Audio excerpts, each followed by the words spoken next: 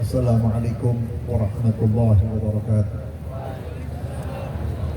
Bismillahirrahmanirrahim. Alhamdulillahi rabbil alamin. Wa bihi nasta'inu ala umuri dunya waddin. Wassalatu wassalamu ala sayyidil mursalin Sayyidina Muhammadin wa ala alihi wa sahbihi ajma'in. Allahumma salli ala nuril anwar وسير الأسرار وترياك الأغيار ومفتاح باب اليسار سيدنا محمد المختار وآله الأظهر وأصحابه الأخيار عدد نعم الله وإفضاله. Para habaib dan para alim ulama, para jamaah yang dimuliakan oleh Allah Subhanahu wa taala, terkhusus pimpinan Majlis Ta'lim Syababul Khair, Da'i Allah wa Rasulih, Al-Mujahid fi Sabilih, Al-Habib Mahdi bin Hamzah bin Alwi As-Segaf, beserta ikhwannya yang mudah-mudahan dipanjangkan umurnya oleh Allah Subhanahu wa taala, diberi kekuatan lahir dan batin. Para habaib yang tidak saya sebutkan namanya satu persatu, mudah-mudahan dimuliakan oleh Allah Subhanahu wa taala. Saudara-saudara hadirin, malam ini bertemunya kita di tempat ini dalam rangka memperingati milad Majlis Syababul Khair yang ke-13. Mudah-mudahan Majlis Syababul Khair ini bisa melahirkan pemuda-pemuda yang khair, pemuda-pemuda yang diakui oleh Rasulullah, pemuda-pemuda yang dicintai oleh Rasulullah. Kalau cuma sekedar cinta muda, tapi yang lebih mahal kalau dicintai oleh Nabi Muhammad SAW. Saya teringat ketika Imam Qutbul Irsyad Al-Habib Abdullah ibn Alawi Al-Haddad duduk setelah pengajian. Murid sudah pada pulang, hanya beberapa orang yang tidak kumpul bertanya, berbicara, berbincang-bincang tentang ilmu kepada Habib Abdullah Haddad. Tiba-tiba datang seorang pemuda. Ini pemuda datang, Assalamualaikum, Waalaikumsalam, disambut oleh Habib Abdullah, tapi Habib Abdullah duduk di tempat, tidak berdiri. Selesai duduk, 5 menit kemudian datang seorang pemuda yang umurnya sama. Assalamualaikum, Waalaikumsalam, berdiri Habib Abdullah. Disambut dan dicium pundaknya oleh Habib Abdullah. Setelah itu pemuda yang pertama datang kepada Habib Abdullah, ya Habib, maaf, tadi saya datang Habib tidak sambut saya. Cukup menjawab Assalamualaikum, saya cium tangan, santai. Tapi kenapa pemuda ini yang seumur dengan saya begitu datang mengucapkan salam, disambut oleh Habib, Habib pun berdiri dan dicium pundaknya. Dijawab oleh Habib Abdullah Haddad, mohon maaf, kalau antum seorang pemuda yang soleh, yang cinta kepada Nabi Muhammad, tapi yang barusan ini pemuda yang soleh, yang dicintai oleh Nabi Muhammad SAW.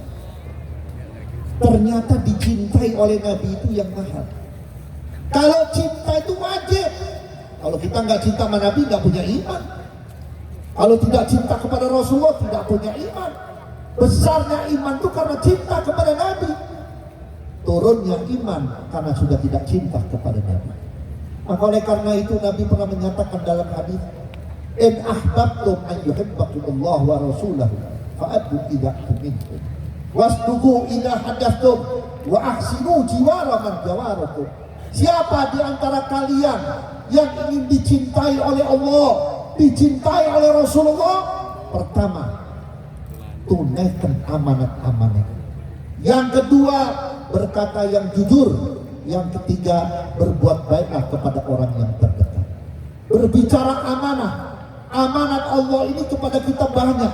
Sehingga Nabi menyatakan dalam hadis yang lain, ad-dinu amanah, wal ilm amanah, wal bilad amanah, la dina liman la amanatalah. Agama adalah amanat. Agama ini bukan hanya untuk diurus oleh ulama dan kiai, oleh habib dan ustadz. Siapapun yang mengaku hamba Allah, yang beriman kepada Allah, wajib untuk melindungi agama Islam. Apakah dia presiden, apakah dia jenderal, apakah dia polisi, apakah dia TNI, apakah dia presiden, apakah dia bupati, apakah dia wali kota, siapapun yang punya jabatan yang Allah berikan jabatan di pundaknya, wajib untuk melindungi agama. Makanya saya katakan saudara-saudara, bedanya orang Islam dengan orang di luar Islam kalau punya jabatan. Kalau orang di luar Islam jadi polisi, jadi tentara, pertama yang dilindungi agama. Secara diam-diam agamanya dilindungi. Tapi kalau kita orang Islam baru jadi polisi, baru jadi TNI, baru jadi pejabat, agamanya tidak dihiraukan. Betul apa tidak? Nabi dihina, nggak ada partai Islam yang teriak, ayo kita cari yang hina Nabi. Islam diganggu, nggak ada partai yang ngaku Islam, yang banyak umat Islamnya, yang bergerak dan menggerakkan siapa yang menghina Islam. Hanya diserahkan kepada hukumnya mandul. Nabi dihina diam, Islam dihina diam, Quran dihina diam. Anak-anak kita diracuni dengan faham-faham di luar ajaran Nabi Muhammad, sampai anak kita sudah berani menantang Allah, menantang Nabi, menantang Quran. Satu saat anak itu bakal dibalikkan hatinya oleh Allah, bakal membunuh ibu bapaknya secara perlahan-lahan dengan akhlak sayyi'ah, dengan akhlak yang jelek. Saudara-saudara hadirin yang saya hormati, yang kedua, berkatalah yang jujur. Nabi Muhammad sebelum mendapatkan kedudukan, yang pertama ditanam di dalam hati Nabi Muhammad oleh Allah, as-sidqu wal amanah, jujur dan amanat. Tidak pernah Nabi berbohong. Satu pun Nabi tidak pernah berbohong. Seandai kata Nabi mau dibunuh untuk berbicara kebenaran, Nabi lebih senang dibunuh daripada berbohong, saudara.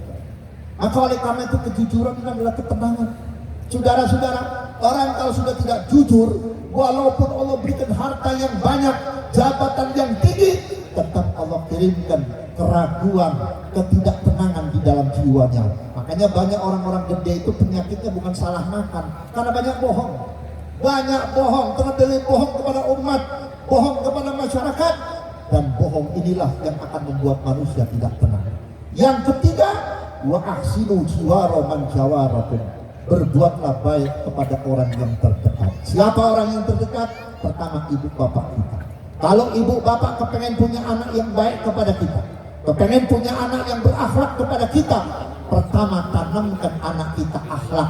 Bagaimana cara berakhlak sesuai dengan akhlaknya Nabi Muhammad. Saya teringat kepada Ustadzi wa Syekhi almarhum Syekh Abdullah bin Awad Abdul, ketika saya masih pesantren di Bondowoso, kurang lebih tahun 1976, kurang lebih. Pertama saya masuk dalam pesantren, dalam waktu pertama beliau hanya menanamkan 3. Satu, manusia yang mulia itu memiliki 3 hal. Satu, ilmu yang manfaat. Kedua, ada akhlak yang baik. Ketiga, mahabbah kepada Nabi Muhammad SAW. Maka oleh karena itu, Syababul Khair akan melahirkan pemuda-pemuda yang diidolahkan oleh Nabi selama memiliki 3. Ilmu yang manfaat, yang kedua yaitu mahabbah kepada Nabi, yang ketiga yaitu akhlak yang baik. Sebab akhlak ini simbol, saudara-saudara. Allah tidak melihat antum berpakaian merah, berpakaian putih, antum beli ini beli itu untuk agama. Tidak, akhlak yang paling dipandang. Hasil daripada perkembangan Islam di Indonesia disebabkan akhlak. Salaf kita dari mulai Habib Husin bin Abu Bakar itu keramat luar batang, Habib Abdullah bin Muhsin, Habib Uthman bin Yahya, para kiai-kiai yang terdahulu, yang sepuh, yang di Bogor, yang di luar Bogor, kenapa bisa menarik umat untuk ke majelis? Menarik umat ke majelis bukan dakwahnya saja, bukan pidatonya saja, bukan argumentasinya saja, tapi diberi contoh adab dan akhlak. Orang kalau disenyumin saja, satu saat orang itu akan sadar. Maka oleh karena itu Nabi pernah mengatakan, Allah ciptakan umatku itu ada 6 golongan. Ya, Allah ciptakan umatku ada 8 golongan. Arba'un fil jannah wa arba'un fil nar. Yang 4 golongan di dalam surga, yang 4 golongan dalam neraka. Yang dalam surga siapa? Wajhun nadi, muka yang manis. Muka yang manis, yang enak disiap, yang enak dilihat, bukan karena kosmetik, bukan karena dandan. Itu adalah gambaran hati. Sayyidina Ali bin Abi Thalib karamallahu wajhah waktu ditanya, ya Sayyidina Ali, ya Imamuna Ali, bagaimana cara melihat hati orang? Lihat aja mukanya. Orang kalau sumpah kelihatan nggak mukanya? Orang kalau lagi senang kelihatan nggak mukanya? Orang kalau sombong kelihatan nggak mukanya? Orang kalau hasut kelihatan ke mukanya, sebab muka ini adalah pancaran apa yang dalam hati kita. Maka oleh karena itu kalau antum ketemu dengan orang yang wajibun mali, selalu memberikan sebaran senyum. Senyum itu gak mahal, senyum itu murah, tapi membawa pahala yang besar. Habib Uthman bin Yahya ketika bertemu dengan orang-orang yang gak kenal agama, cuman disapa, apa kabar, sehat. Habib Ali Kuitang dengan dialek Betawinya, setiap ketemu orang dari mulai tukang becak sampai tukang dagang, semua disapa, baik, apa kabar, anak-anak sehat.